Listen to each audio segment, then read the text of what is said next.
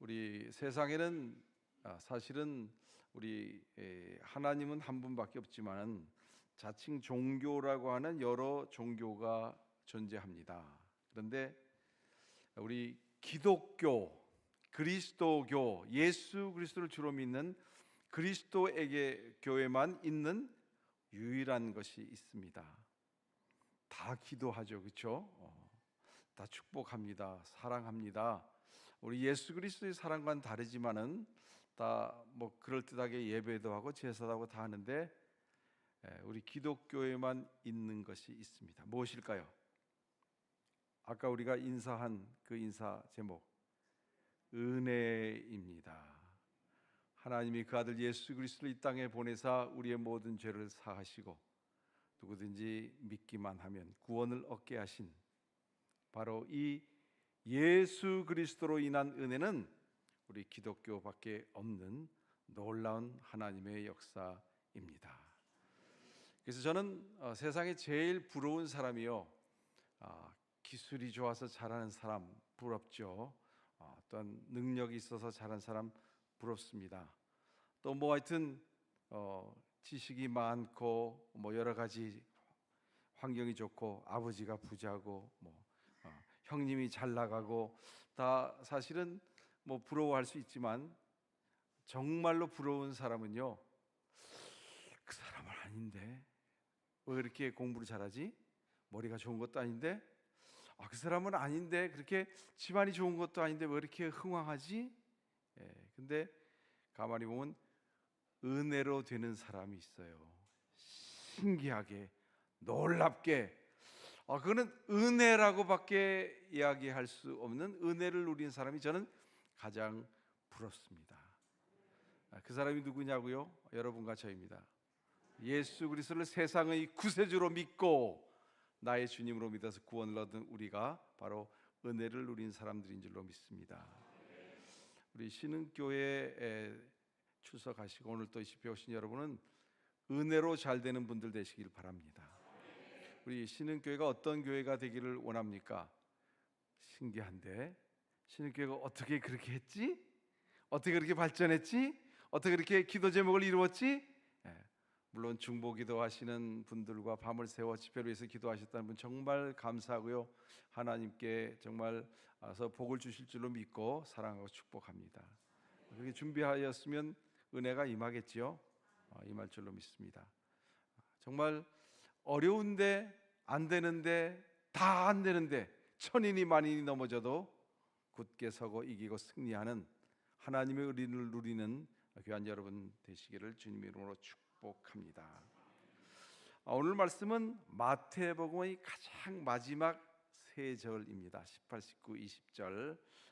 그리고 사실은 마태복음에만 있는 것이 아니라 비슷한 말씀이 복음서에 다 기록이 되어 있고요, 우리가 아는 대로 마지막 말씀입니다.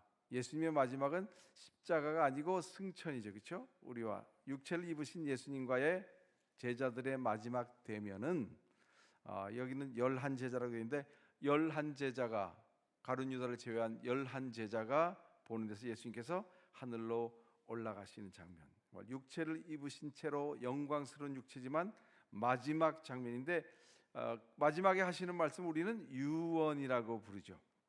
그야말로 예수님의 유언과 같이 하신 말씀인데 이 말씀이 마지막 말씀이기도 하지만 마지막 명령이기도 합니다. 그렇죠? 오늘 말씀은 그렇게 구성이 되어 있습니다. 먼저 오늘 말씀의 구성을 함께 살펴봤으면 좋겠습니다. 우리 18절은요, 예수님이 말씀하신 분, 지금 여기 말씀하시는 분은 예수님, 영광스러운 예수님, 영광스러운 예수님이 부활하신 몸을 가지고 제자들 앞에 서서 하늘로 올라가시기 전에 지금 주체가 되셔서 11제자를 향하여 말씀하시고 있습니다. 그런데 뭐라고 말씀하십니까? 예수께서 나와 말씀하여 이르시되 하늘과 땅의 권세를 내게 주셨으니. 누가 주셨을까요? 하늘 아버지가 주셨죠. 예수님은 육체를 입으신 동안에는 철저히 순종하셨습니다. 하나님 아버지에게 모든 것을 물어보셨고요, 뭐 심지어는 마지막 때도 아버지만 아시고 나는 모른다. 그렇게까지 말씀하셨어요. 그러니까 육체를 입으신 동안엔 철저히 아버지께 순종하셨는데 오늘 명령에 앞서서 근거를 얘기하시는데 그것은 아버지가 내게 권세를 주셨기 때문에 내가 하나님 아버지로부터 받은 권세를 가지고 너에게 명령한다라고 하는 말씀이고요. 19절에 그래서 이제 그 명령문이 나오지 않습니까? 권능을 가지고 명령하신 내용은 여기 보면 그러므로 너희는 가서 모든 민족을 제자로 삼아 아버지와 아들과 성령의 이름으로 세례를 베풀라라고 하는 말씀이고요. 그 말씀은 이어지죠. 내가 너에게 분반 모든 것을 가르쳐 지키게 하라. 우리 마지막 절 중간까지 이어지고 있습니다. 이것이 예수님의 마지막 명령 혹은 지상명령. 지상명령이라는 것은 더 이상 높을 수 없는 최고의 명령이라고 되어 있는데 정말 예수님은 승천하시기 직전 마지막으로 제자들에게 이렇게 부탁이 아니라 그냥 하신 것이 아니라 명령하셨습니다. 오늘 본문은 정확하게 명령형으로 되어 있습니다. 그런데 우리말로 찾아본다면요, 네 가지의 명령이 있는데 너희는 가라 명령이죠. 제자로 삼아, 제자 삼아라. 그리고 세례를 베풀고 세례를 베풀라. 그리고 가르쳐 지키도록 해라. 지키도록 가르치라. 이렇게 네 가지 명령이 들어 있습니다. 그런데 원래 이 성경이 기록된 헬라어로 보면요, 주 동사가 하나고 나머지는 보조하는 동사입니다. 그러니까 주 동사가 뭘까요? 제자 삼아라. 나머지는 분사형으로 되어 있습니다. 그러니까 정확하게 좀 뜻을 풀이하면서 읽으면요, 이 말씀은 너희는 제자 삼으라. 제자 삼기 위하여 가고, 제자 삼기 위하여 세례를 베풀고, 제자 삼기 위하여 지키도록 가르치라 라고 하는 명령이라고 하는 말씀입니다. 중요한 사실은요, 이 예수님의 명령 안에 예수님의 모든 삶과 그리고 비전이 담겨 있다는 것입니다. 먼저 예수님의 삶을 보면요, 예수님은 육체를 입고 이 땅에 태어나셔서 그냥 요셉과 마리아 어머니를 그냥 섬기셨죠. 그리고 때가 이름에 한 3년 정도 장년이 되어서 30세 어간에 최소한 3년 정도를 공생애를 사셨습니다. 어떻게 공생애를 사셨습니까? 마귀에게 시험 받으시고 그리고 밤이 맞도록, 누가복음 6장에 보면 밤새도록 기도하신 후에 어떤 일을 하셨나요? 12제자를 삼으셨습니다. 밤새도록 기도하신 이유는 12제자를 삼기 위함이셨던 것 같아요. 그리고 12제자 이름은 사복음서에 동일합니다. 오차가 없습니다. 베드로, 요한, 야고보부터 시작해서 12사람의 이름이 가룟 유다까지 똑같습니다. 그런데 이 12제자 플러스 알파, 어떨 때는 70명 정도로 늘어나기도 하고요, 120명 정도로 늘어나기도 하고 더 많은 사람들이 있었지만 예수님은 거의 공생의 3년을 이 12제자와 함께 사셨습니다. 그렇죠? 낮에 성전에 가서 가르치시고 밤에는 올리브 산에서 쉬셨다는데, 쉬시는 게 두루루루 이렇게 생긴 이스라엘 옷이니까 그냥 기대고 반쯤 깔고 이렇게 그냥 밤을 지샌 거예요. 그런데 그때 누가 같이 있었다고? 제자들이 같이 있었습니다. 제자들과 함께 먹고 마시고, 초대받아도 제자들 주르륵 끌고 가시고, 밀밭 지나가면서 스르륵 해서 핀잔도 들으시고 하면서 모든 일을 최소한 12명 정도의 제자에게 올인 하셨습니다. 예수님의 삶을 다시 한번 볼까요? 예수님이 부활하셨습니다. 죽으셨고 부활하신 후에 무려 40일을 더 사셨습니다. 영화로운 몸이지만 몸을 입으시고 40일 더 사셨습니다. 40일 동안에 하신 일이 성경에 어떻게 기록되어 있습니까? 여기저기 나타나셨는데 누구에게? 제자들에게, 여인들에게. 여인들도 제자들이죠. 12제자 플러스 알파, 정말 신실한 믿음의 제자들에게 나타나셔서 그야말로 복습하신 것이죠. 하나님의 말씀을 가르치고 이미 가르친 말씀을 잘 다듬어 주신 다음에 베드로 용서해 주시고요. 거기까지 갈릴리까지 찾아가셔서 우리 성지순례 다녀오신 분들은 알고 아닌 분들은 상상하면 알 수 있는데 베드로가 얼마나 큰 소리 치고 그랬습니까? 얼마나 재미는 없겠어요. 근데 예수님 먼저 가셔서 조반을 차려 놓으시고 떡도 미리 구워 놓으시고 생선도 구워 놓으시고 너희가 잡은 고기도 좀 가져와 볼래? 이게 제가 신학교 때 읽었던 잘못된 책이요. 이런 구절이 있었어요. 내가 나를 사랑하느냐, 내가 나를 사랑하느냐, 내가 나를 사랑하느냐 세 번 물은 것은 다른 것보다도 최소한 베드로가 세 번 예수님을 부인했기 때문은 아니다. 근데 성경을 읽고 읽으면서 제 마음속에 들어오는 확신은요, 다정하시고 어떤 자상하신 예수님이 그러셨을 것 같아요. 그러셨다고 저는 믿습니다. 그러니까 세 번 왜 물으셨냐? 물을 이유가 없거든요. 특별히 문법상의 용어가 다르고 그런 거 없어요. 근데 왜 세 번 물으셨을까요? 베드로 때문에 그랬죠. 베드로가 어떤 사람입니까? 세 번 부인했잖아요.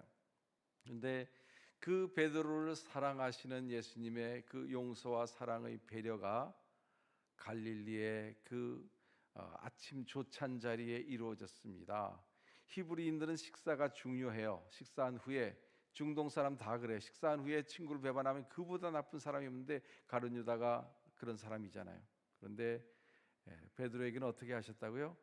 용서해 주시고 같이 밥 먹자 그러시고 민망한 그에게 네가 잡은 것도 좀 가져와 그러시고 베드로를 사랑해 주시며 내 양을 치라 내 양을 먹이라 그렇게 명령해 주셨습니다. 그러니까 예수님의 관심은요 항상 제자들에게 있습니다. 심지어 친어머니가 찾아오셨잖아요. 근데 사람들이 예수님 어머니가 오셨네요. 그러니까 예수님 뭐라고 했습니까? 누가 내 어머니며 내 형제냐? 그리고 제자들을 탁 보면서 이 사람들이 내 어머니고 내 형제다. 불효자라서 그랬을까요? 어머니에게 속상한 게 있어서 민망하게 하려고 그랬을까요? 아니죠.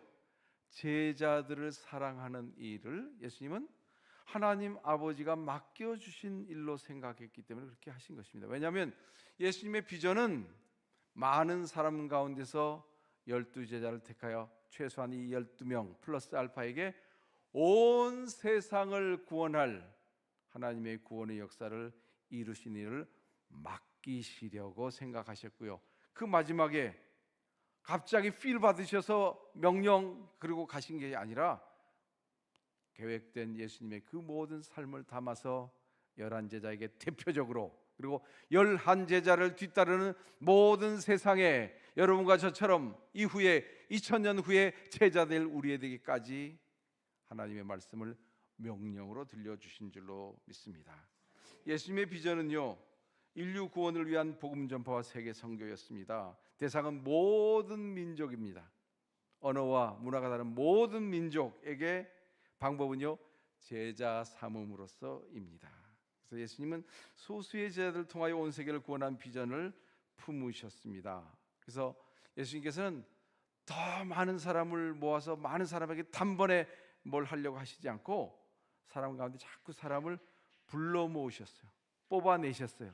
이것이 예수님의 방법입니다. 무리 가운데 120명, 70명 그리고 12명 12명 중에서도 베드로, 요한, 야고보에게 리더십을 맡기셔서 그들을 통하여 예수 그리스도의 귀한 구원 사역을 이루게 맡기셨다라고 하는 사실입니다. 여러분 그래서 예수 그리스도를 닮고 따르기 원하는 우리들은 어떤 삶을 살아야 할까요? 그리스도인이라면 착하게 살아야죠. 선한 삶을 살아야 한다고 믿습니다. 착한 일도 하고 구제와 봉사를 해야 된다고 믿습니다. 그렇습니까? 그리스도는 구제와 봉사, 전도도 해야죠. 좀 근접한 것 같죠? 그리스도인은 복음을 전해야 한다고 생각합니다. 저도 제목을 그렇게 정했지만 아직도 완전하지 않습니다. 그리스도인은 제자가 되어야 합니다. 아직도 2%가 부족합니다. 예수님 뭐라 그러셨어요? 제자를 삼아라. 제자 삼는 제자 되는 것이 예수님의 말씀입니다. 이것이 예수님의 비전이라는 사실이에요. 그래서 열방을 향하여 나아갈 이유가 그것이고요.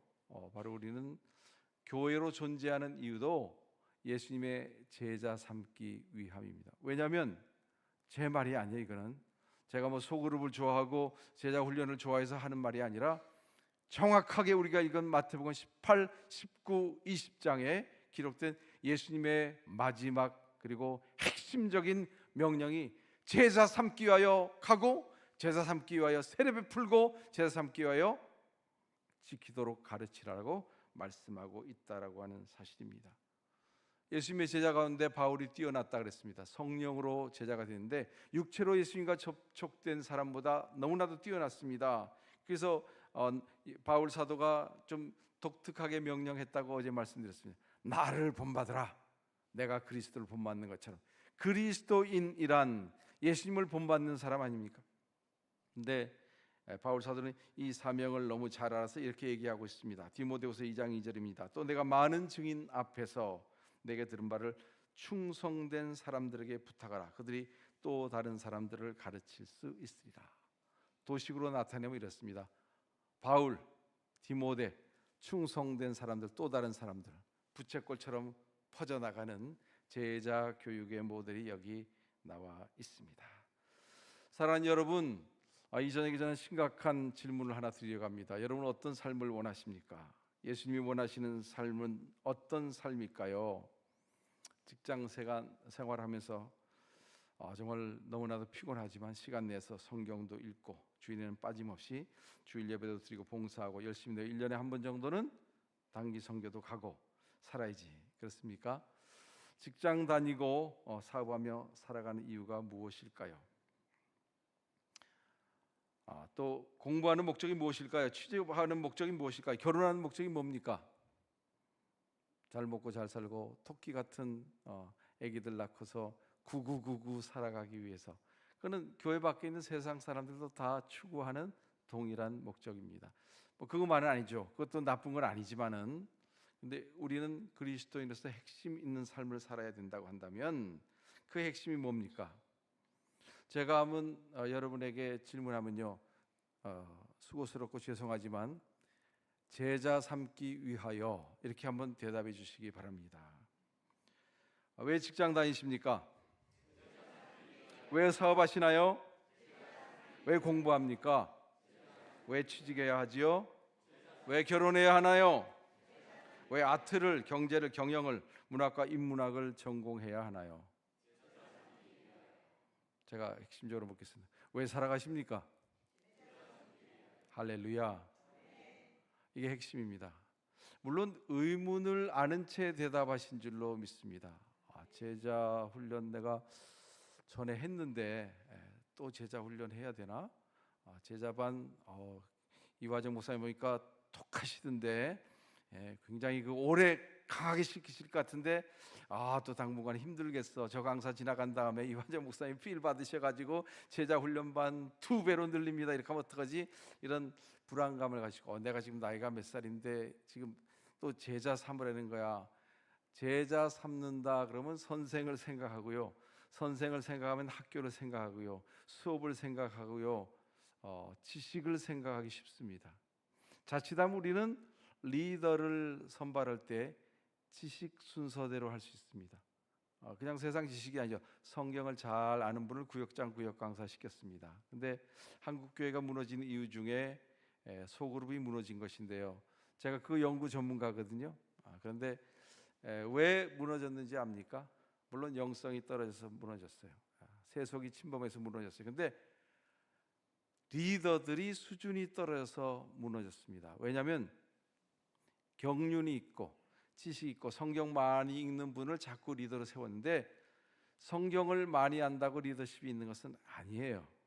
그러니까 지식과 리더십은 비례하지 않습니다. 그래서 리더십이 없는 분이 리더가 되니까 어려워진 겁니다. 예수님이 원하시는 사람은 제자인데 제자를 다른 말로 하면요, 리더예요.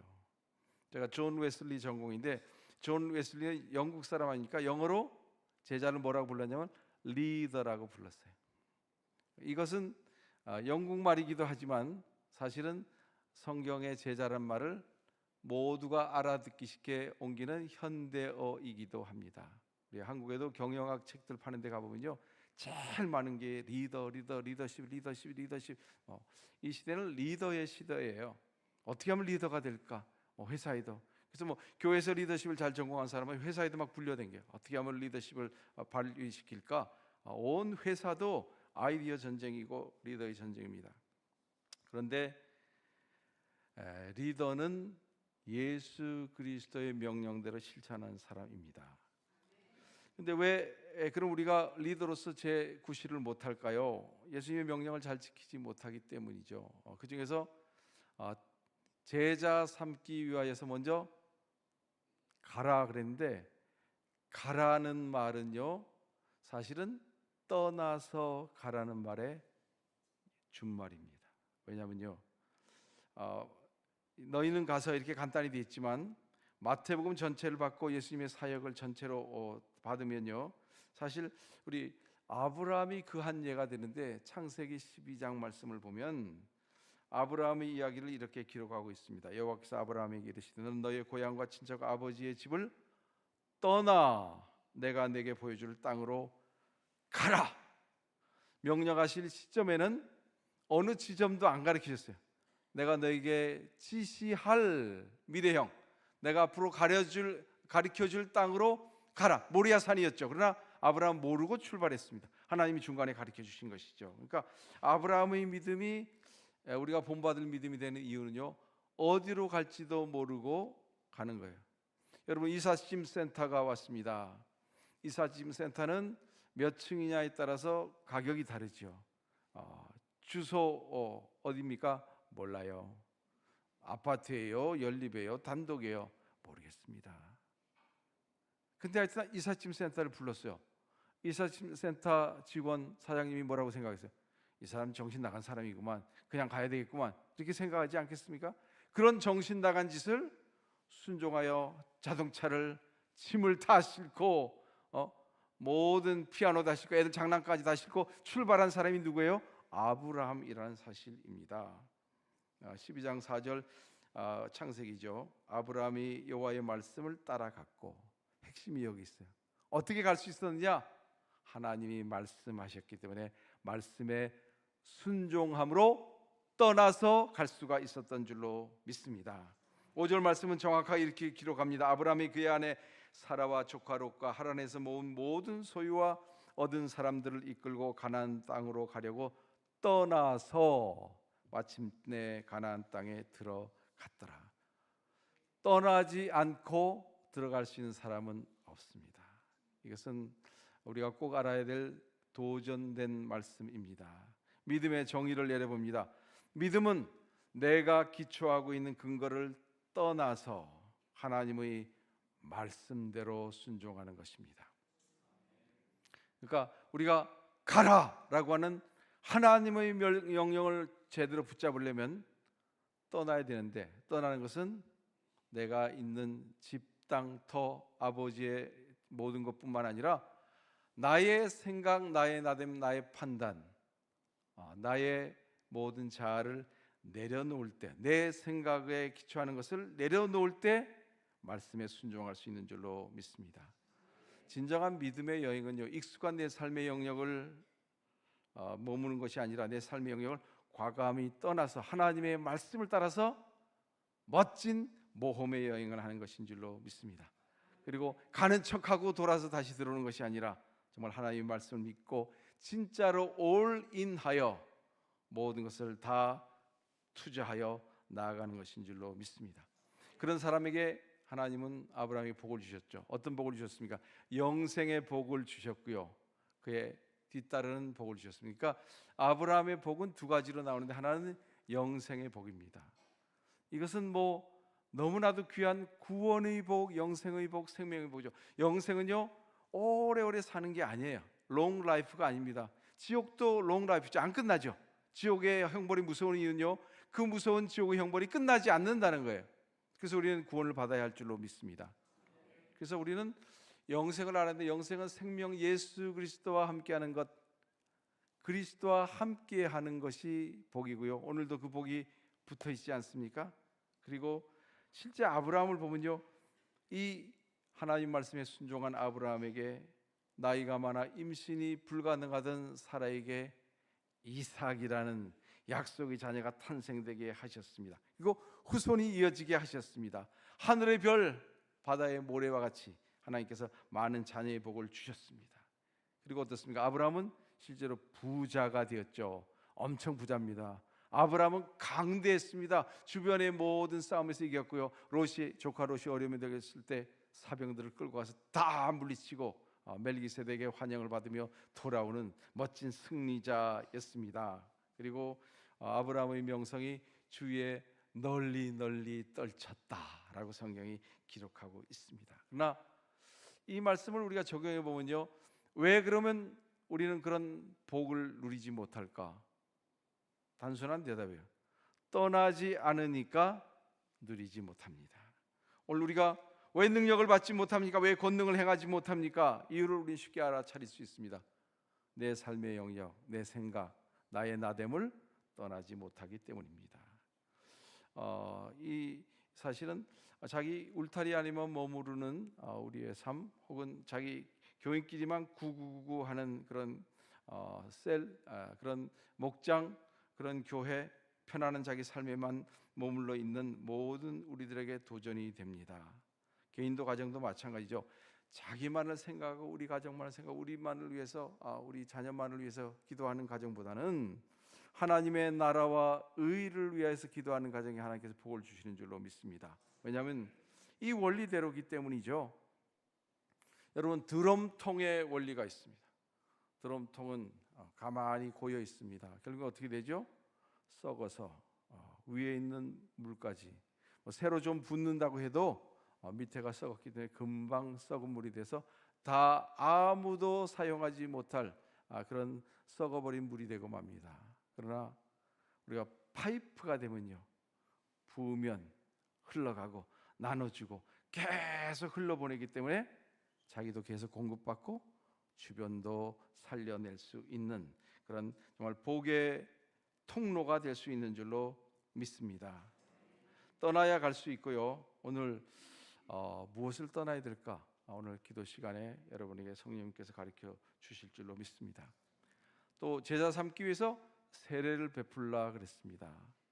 저도 사무총회가 다가오면 이제 한번 결산을 하잖아요. 근데 열매는 세례를 받은 사람 수입니다. 한 해 농사에 햇곡식을 거두고 우리가 즐거워하는데, 햇곡식은 세 가족의 숫자고요. 특히 세례까지 간 사람 그렇게 많지 않습니다. 아무리 교회가 크고 또 역사가 오래될수록 사실은 세 가족 세 신자를 만나기는 어렵고요. 그를 세 가족반 하고 뭐 해서 세례까지 가야 일단락인데 세례까지 가기가 쉽지 않습니다. 그래서 세례를 베풀라 하는 것은 하나의 방편일 뿐만 아니라 정말 한 사람의 신분과 소속이 변경화돼서 구원받았다는 표가 그에게 이루어지는 하나의 중요한 예식인데, 그 예식이 이루어지기까지 가기가 쉽지 않아서 정말 한 해의 농사를 우리는 세례받은 사람의 수로 생각하면서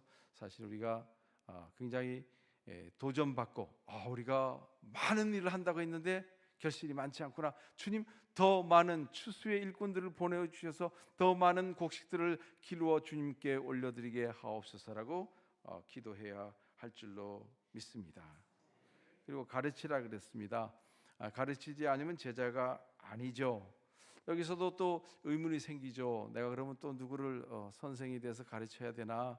근데 제가 머물고 있는 데가 성수동 성교관인데, 어떤 교회 성교관인데, 그 성교관을 나오다 보니까 너무나도 좋은 말이 있어서 제가 사진을 찍어뒀습니다. 그게 뭐라고 적혀 있냐면요, 곤지잼잼 어린이집 대문 앞에 서 있는 진짜 요만한 애들, 겨우 엄마 손잡고 떼뚱떼뚱 잘 걸음도 못 걷는 곤지잼잼 어린이집에 서 있는 말인데, 삶으로 가르친 것만 남는다.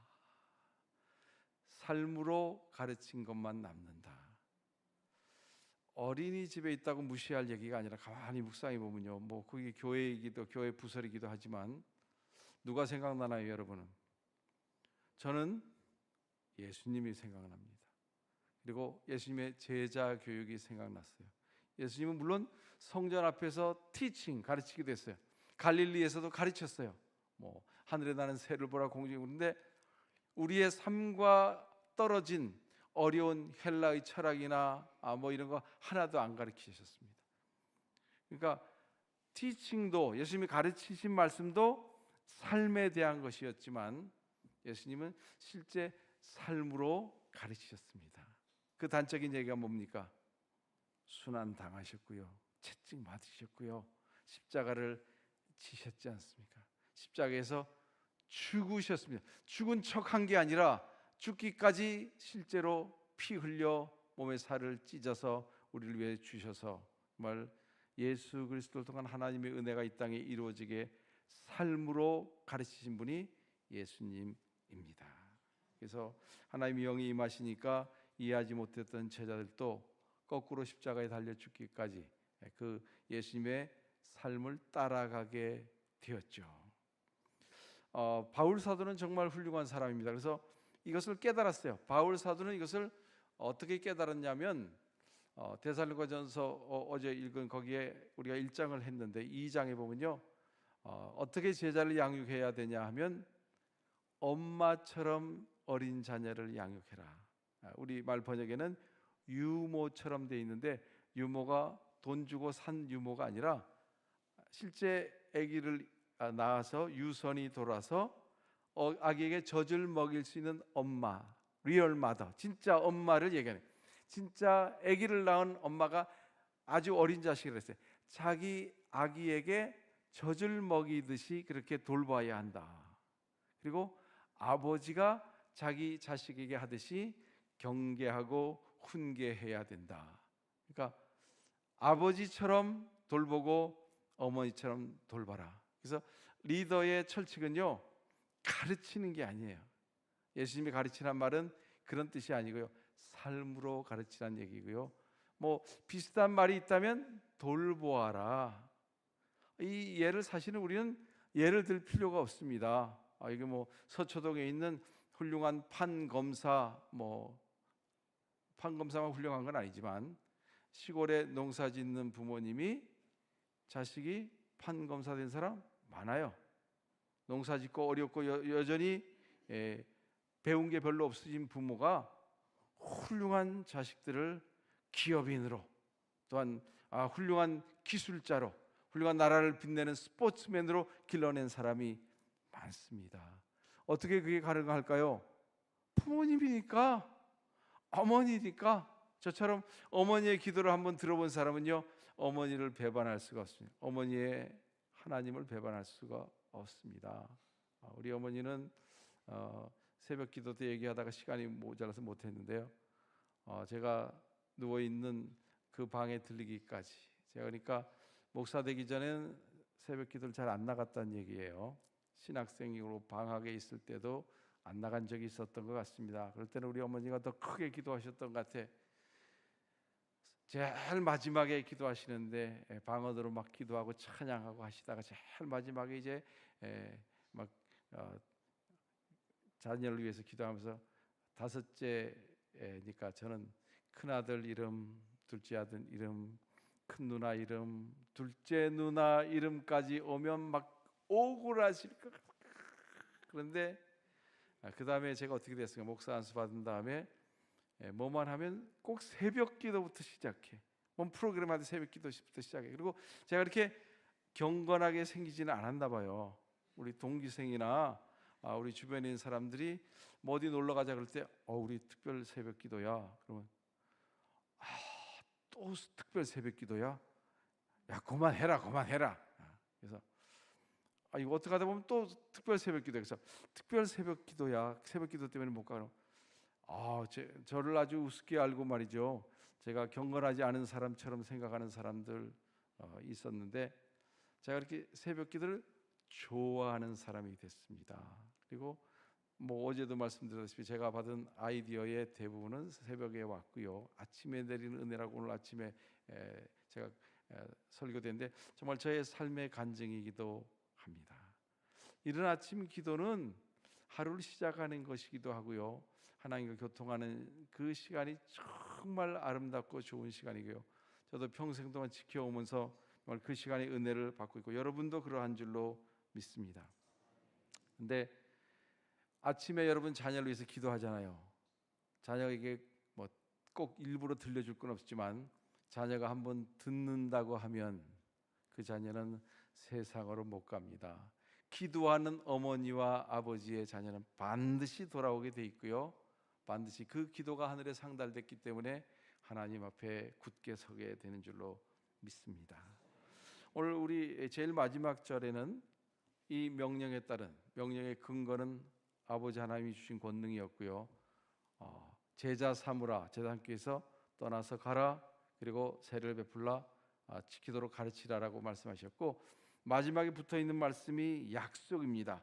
볼지어다 내가 세상 끝날까지 너희와 항상 함께 있으리라 하시니라. 아멘. 내가 너희와 항상 함께 있으리라, 많이 듣던 말씀이죠. 임마누엘, 예수님의 이 땅에 보내주실 때 하나님이 지어주신 이름입니다. 오래전부터 예언에 나오는 임마누엘, 그 이름을 임마누엘이라 하리라. 임마누엘이 뭐라고요? 우리와 함께 하신다. 예수님이 이 땅에 오셔서 우리 모두에게 구원을 열어주셨기 때문에 우리와 함께 하는 건 맞지만은 사실은 악인, 죄인, 예수님 믿지 않는 자, 예수님이 계속 함께 하시나요? 그렇지는 않아요. 근데 오늘 말씀도 정확하게 얘기하면 누구와 함께 한다고요?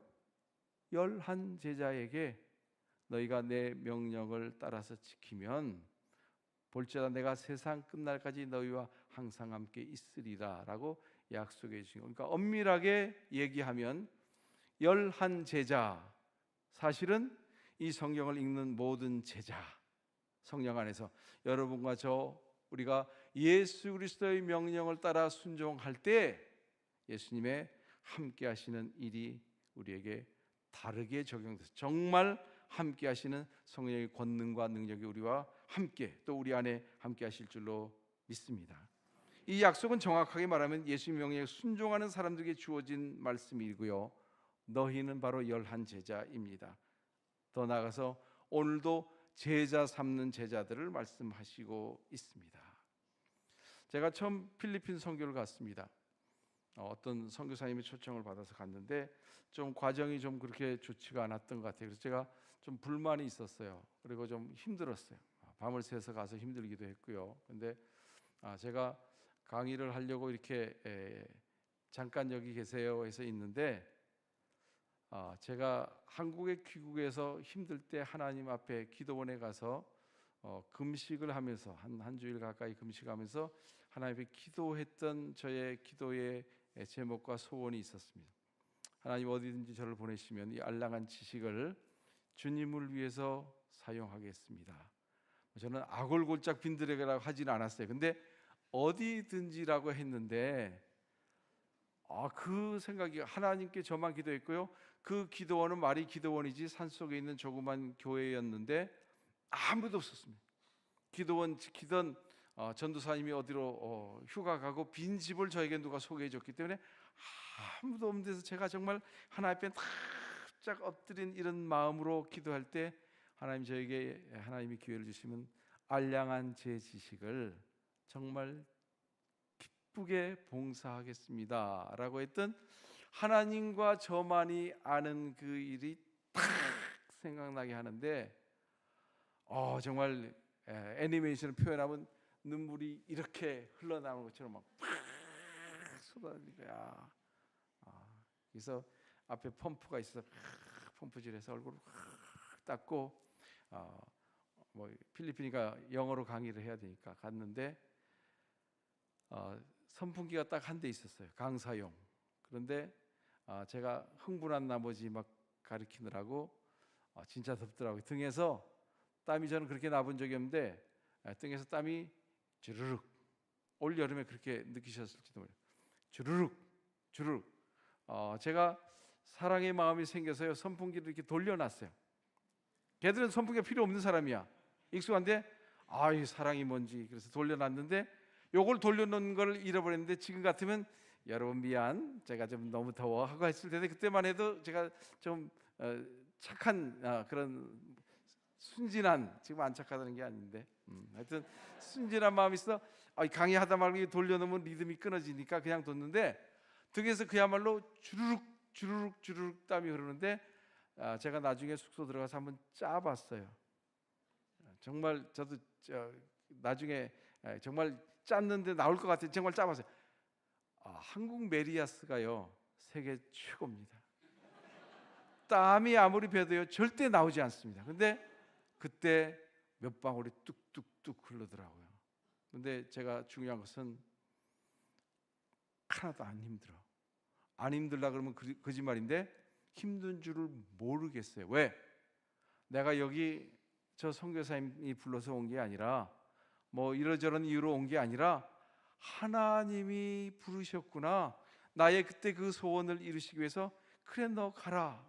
그리고 하나님이 그때 내적 음성이라는 것을 정말 처음 느꼈던 것 같은데 두 번째는 하나님이 책망하실 분 아니 처음에 책망하셨고 너 그렇게 약속해놓고 너 뭐야 여기 왔다고 겨우 그래? 그거 갖고 힘들다 그래? 그래놓고 그다음에 그래도 김 목사야 너 여기 왔으니 잘했다. 근데 막 눈물이 더 나는 거야. 막 하나님 위로가 함께 오는데 근데 그 다음부터는요 하나도 힘들지 않았습니다. 아니 힘든 줄을 몰랐습니다. 그러니까 우리가 영적으로 충만하고 하나님이 나와 함께 하신다. 여기 우리 있는 목적이 신흥교회 내가 직분을 맡은 이유가 이 뭐 3사 남전도에서 봉사하는 이유가 내가 여기 장로로 또한 여기서 봉직하는 이유가 어떡하다 또 내가 뭐 잘해서 누가 또 추천해서 좋은 담임 목사 만나서가 아니라 하나님이 나를 부르셨고 나를 세우셨고 나에게 이 일을 만드셨다라고 하는 사실을 정말 우리가 깨닫게 된다면 안 힘들어요. 힘들지만 힘들지 못할 권능과 능력과 하나님 격려와 무엇보다도 함께 하심이 우리와 함께 하시는 줄로 믿습니다. 이것을 충만이라고 하는 거죠. 저는 한동안은 한국과 영국을 보니까 8,900km 5,600마일이라고 알았는데 제가 킬로미터로 보니까 8,900 직선 거리가 그러니까 비행기가 직선으로 못 가잖아요. 공중으로 가면서 또 거리가 나가기도 하고 또 러시아 피해 갖고 오면하고 또 거리가 한 10,000km인데 그때는 하여튼 뭐 8,900km 여기를 1년에 대여섯 차례를 오고 갔습니다. 여기 2달 있으면 저기 2달 있고 저기 2달 있으면 여기 2달 있고 석 달 있으면 석 달 있고 왜냐하면 영국에 있다가 한국에 왔고 한국에 있다가 영국으로 가니까 똑같이 해주세요. 그래서 그렇게 했고 어떻게 했는지 몰라요. 근데 처음에 힘들더라. 이게 좀 이거 이상한 짓 아닌가? 두 회중이 어떻게 한 교회를 이루지?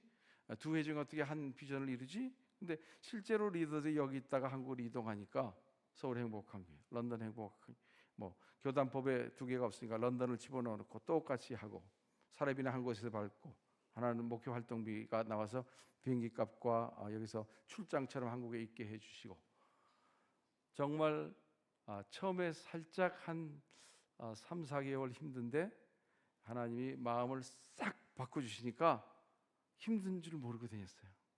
어떤 청년이 새 가족이 와서 그러더라고. 먼 얘기를 한참 수다를 떨다가 비행기를 한번 타면요 수명이 얼마씩 줄어든대요. 옆에 얘가 야야 그만해. 그래서 얘는 처음 와서 몰라. 그래서 정확하게요 그렇게 얼마를 다니면요 얼마가 줄어든대요. 그래서 내가 옆에서 듣고 야 이 자식아 너 계산 들으면 나 이미 이 세상에 없다. 근데 10년 년 동안 그렇게 다녔어도요 아직 살아 있습니다. 그리고 힘든 줄 정말 몰랐어요. 정말 신이 나고 영국에서 한국 비행기를 딱 타면 영국이 딱 잊혀지게 해서 제 집사람이 어쩜 사람이 그렇게 무심하냐고 그럴 정도고요.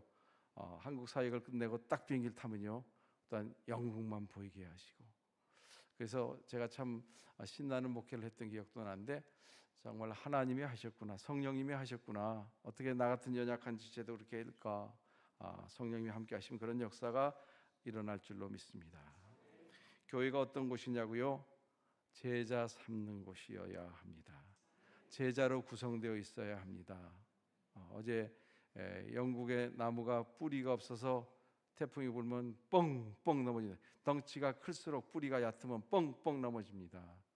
제자로 구성되어지지 않은 교회는 환난, 풍파, 역경이 오면 뻥뻥 넘어질 수밖에 없습니다.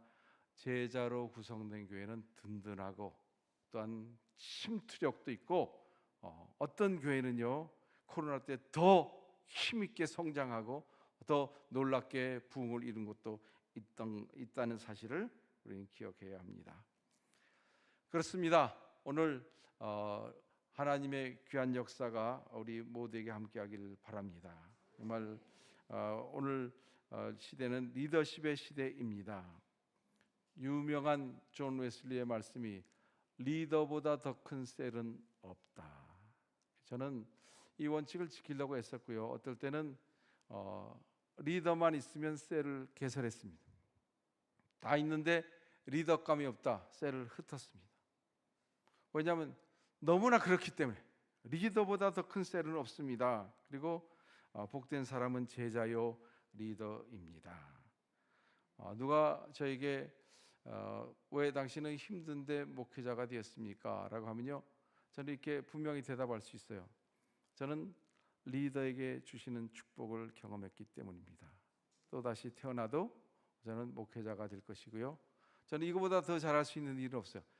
목회는 어디든 무엇이든 차이는 있겠지만 저는 잘할 수 있을 것 같습니다. 지금처럼 할 수 있을 것 같습니다. 지금 좀 기가 죽었어요. 그런데 전에는 정말 저를 쑥 빼서 어느 나라 갖다 나도 거기서 또 셀교회 만들고 할 수 있을 것 같은 생각이 들었는데 하나님이 하신 줄로 믿습니다.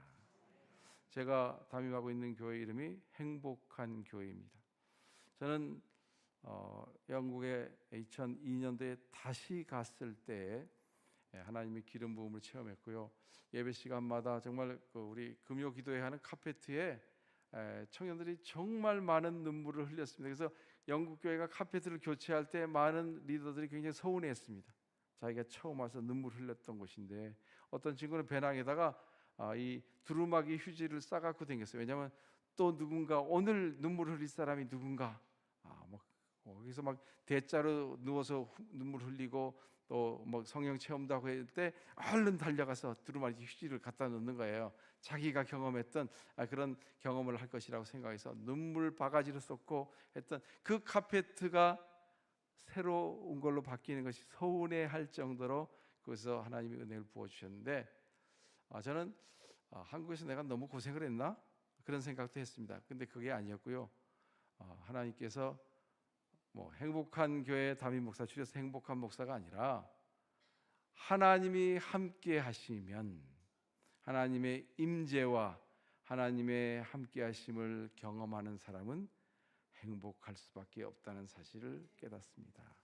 그것을 저는 영어 써서 죄송하지만 right time, right place, 우리말로 번역하면요 하나님의 때 하나님의 장소에 있으면 행복한 줄로 믿습니다. 기도 시간에 많이 행복하죠.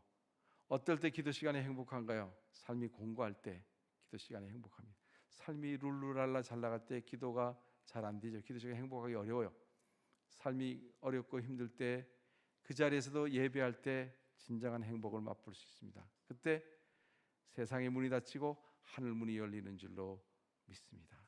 하나님이 순경을 주셔도요 하나님의 비전, 예수님의 비전과 일치되면요 하나님의 뜻, 예수님의 비전 그리고 내가 가는 방향이 일치되면요 거기가 right time, right place예요. 그때 우리는 행복할 수 있습니다. 충만할 수 있습니다. 능력이 주어집니다. 우리가 할 수 없을 때 빈들에 그리고 옷에 해가 저물 때 기적이 일어나는 거예요. 내가 하지 못할 때 하나님께서 우리를 권능과 능력으로 인도하시고 기적을 이루셔서라도 하나님의 역사를 이루시는 줄로 믿습니다. 문제는 떠나지 못해서요. 그래서 떠나서 갈 수 있는 여러분과 제가 되기를 주님의 이름으로 축복합니다.